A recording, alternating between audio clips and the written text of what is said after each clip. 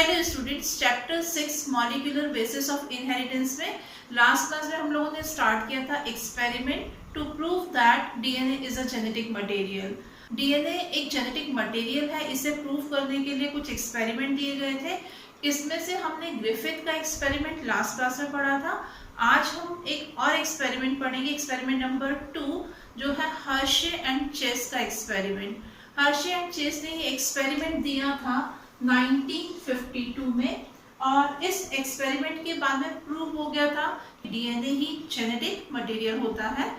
इस एक्सपेरिमेंट के लिए हर्शे एंड चेस ने यूज किया था, एक तो यूज किया उन्होंने T2 फेजेस को।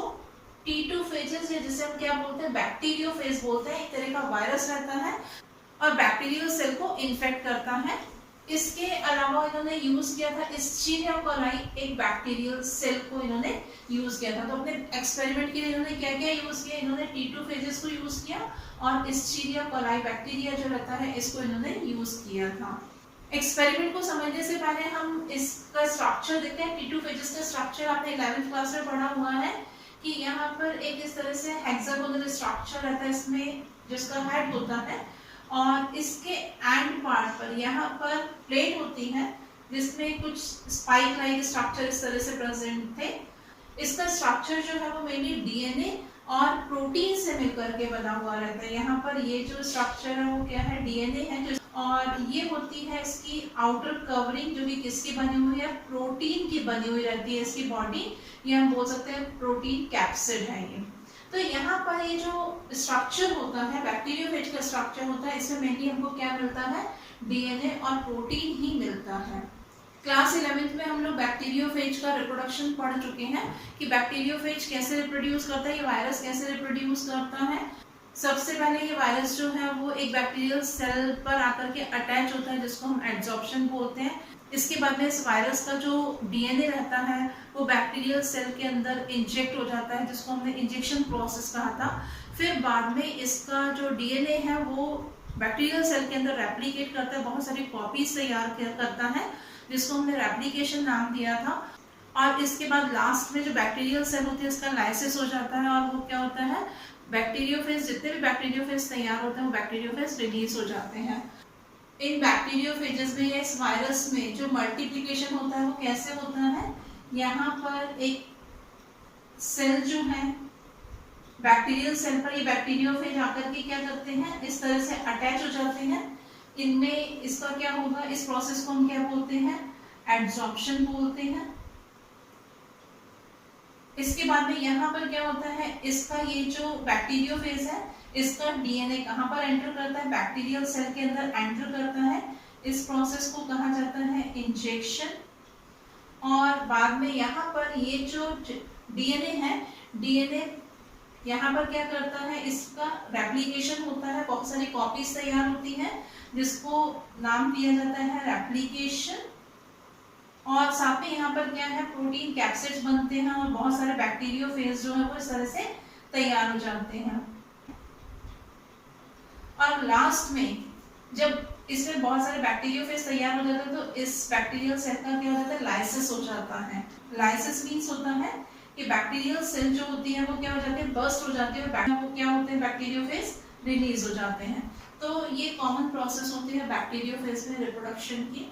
हर्शे एंड चेस ने अपने एक्सपेरिमेंट के लिए इन्होंने कुछ बैक्टीरियोफेज को तैयार किया। अब ये बैक्टीरियोफेज उन्होंने कैसे तैयार किए, इन्होंने कल्चरल मीडियम तैयार किया, और इस मीडियम में इन्होंने क्या किया, दो कल्चरल मीडियम इन्होंने तैयार किए। एक कल्चरल मीडियम में इन्होंने रेडियो एक्टिव सल्फर को लिया, और एक कल्चरल मीडियम में इन्होंने क्या किया, रेडियो एक्टिव फास्फोरस को लिया। तो यहाँ पर मीन्स जो फास्फोरस का आइसोटोप है जो रेडियो एक्टिविटी शो करता है, यहाँ पर इन्होंने लिया सल्फर 35 और यहाँ पर फास्फोरस 32। ये फास्फोरस का आइसोटोप है जो रेडियो एक्टिविटी शो करता है। ऐसे ही सल्फर का आइसोटोप S35 उन्होंने लिया जो रेडियो एक्टिविटी शो कर रहा था, यानी कि ये दोनों कैसे थे, रेडियो एक्टिव नेचर के थे। इन दोनों कल्चरल मीडियम में इन्होंने क्या किया कि बैक्टीरियल सेल के साथ में यहाँ पर बैक्टीरियोफेजेस जो थे इनको कल्चर कराया, इनको तैयार कराया। तो यहाँ पर जो बैक्टीरियोफेज जब बने थे, यानी कि यहाँ पर जो नए बैक्टीरियोफेज तैयार हुए दोनों ही मीडियम में, तो इस बैक्टीरियोफेज के अंदर जो प्रोटीन कैप्सिड थी, यहाँ पर ये जो आउटर कवरिंग जो किसकी बनी रहती है, प्रोटीन की बनी रहती है। और आपको मालूम है कि प्रोटीन में सल्फर का यूज होता है, एमिनो एसिड्स में सल्फर का यूज होता है। तो इस कल्चरल मीडियम में जो बैक्टीरियोफेज तैयार हुए, तो उनमें क्या था कि यहाँ पर जो बैक्टीरियोफेज बने थे, उन बैक्टीरियोफेज में जो प्रोटीन की कवरिंग थी, उस कवरिंग में देखा गया सल्फर को। और कौन सा सल्फर था वहां पर, सल्फर, रेडियो एक्टिव सल्फर देखा। आपको मालूम है कि जो प्रोटीन होता है वो एमिनो एसिड से मिलकर के बनता है, कुछ एमिनो एसिड्स में क्या प्रेजेंट होता है, सल्फर प्रेजेंट होता है।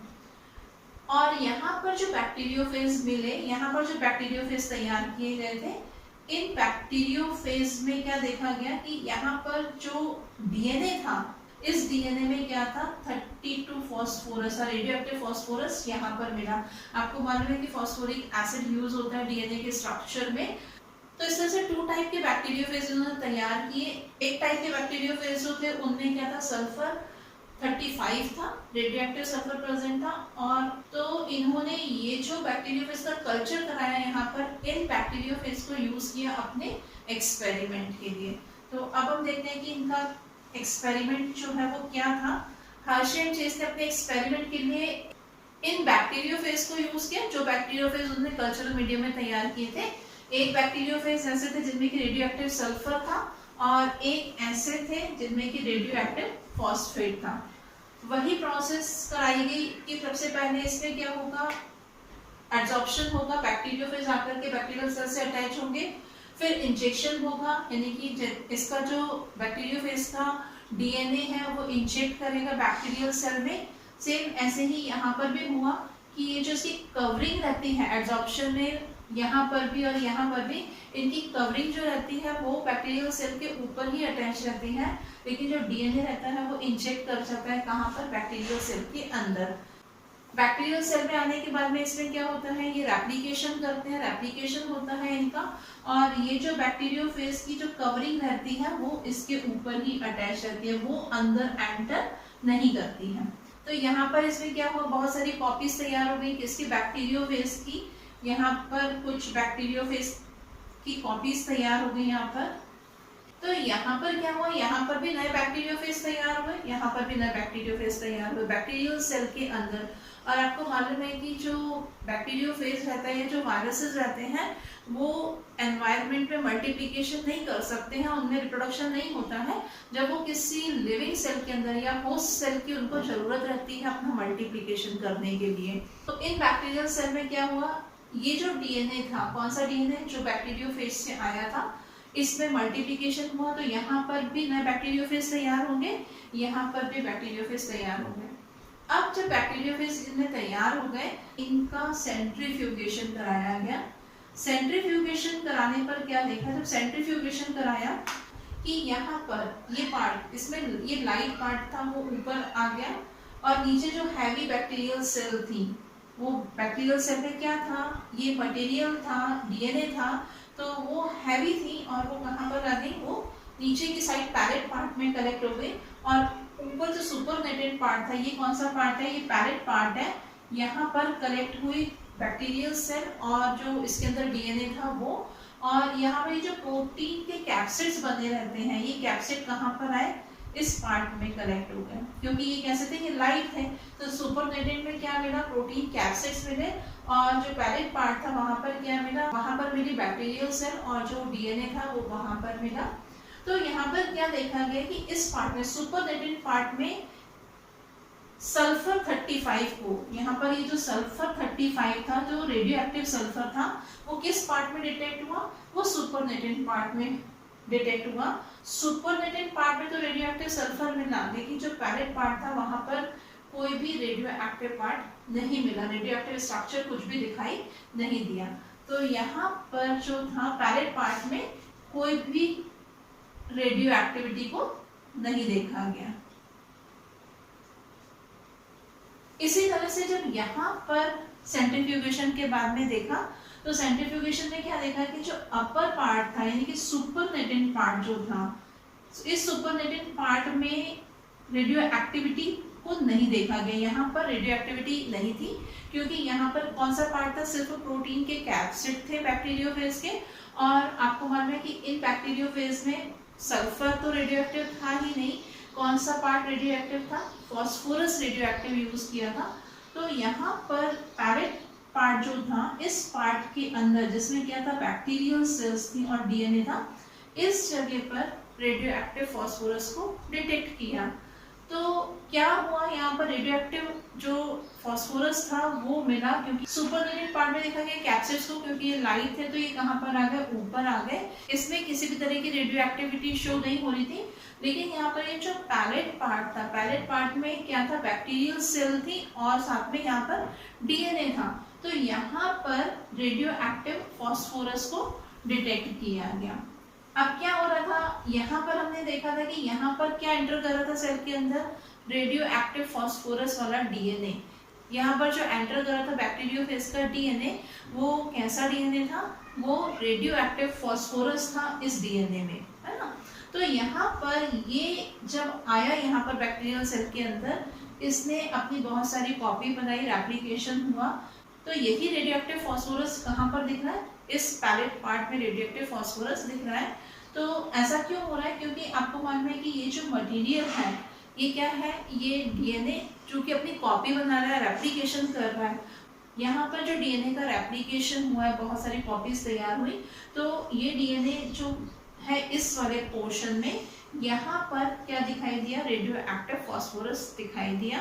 और आपको मालूम है कि ये जो रेडियो एक्टिव फॉस्फोरस है, ये किसका पार्ट बना रहा है, डीएनए का पार्ट बना रहा है। इट मींस क्या हुआ कि यहाँ पर जो डीएनए था जिसका रेप्लिकेशन हुआ, बहुत सारी कॉपीज तैयार हुई, उनमें क्या हुआ, वो रेडियो एक्टिव फॉस्फोरस ही आया। तो इससे यहाँ पर कंफर्म हो गया था कि डीएनए ही जो है वो क्या है, जेनेटिक मटेरियल है, क्योंकि जेनेटिक मटेरियल ही क्या कर रहा है, इन्फॉर्मेशन को एक जनरेशन से दूसरी जनरेशन में लेकर के जा रहा है। तो यहाँ पर जो डीएनए था जिसमें कि क्या था, रेडियो एक्टिव फॉस्फोरस था, वही रेडियो एक्टिव फॉस्फोरस जो है डीएनए का जब रेप्लिकेशन हुआ, उसकी कॉपी बनी, तो उसमें भी कैसा फॉस्फोरस था, रेडियो एक्टिव फॉस्फोरस था। तो इससे कंफर्म हो गया था कि जो जेनेटिक इंफॉर्मेशन है उनको डीएनए ही क्या करता है, एक जनरेशन से दूसरी जनरेशन में ट्रांसफर करता है। तो इस तरह से इस एक्सपेरिमेंट से कंफर्म हो गया था कि डीएनए ही क्या होता है, डीएनए ही जेनेटिक मटेरियल होता है। तो यहाँ पर इस एक्सपेरिमेंट से क्या कंफर्म हुआ कि डीएनए ही क्या है, DNA is genetic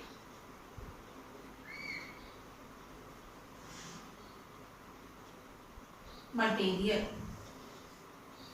Hershey and Chase के इस एक्सपेरिमेंट जो कि उन्होंने 1952 में दिया था, इससे कंफर्म हो गया था कि डीएनए ही क्या है, जेनेटिक मटेरियल होता है। तो इस तरह से हमने दो एक्सपेरिमेंट पढ़े। एक एक्सपेरिमेंट था हमारा ग्रिफिथ एक्सपेरिमेंट, और एक एक्सपेरिमेंट था हमारा हर्शी एंड चेस एक्सपेरिमेंट, जिससे प्रूफ हो गया कि डीएनए ही क्या है, जेनेटिक मटेरियल है। नेक्स्ट क्लास में हम इसी चैप्टर को कंटिन्यू करेंगे। Thank you.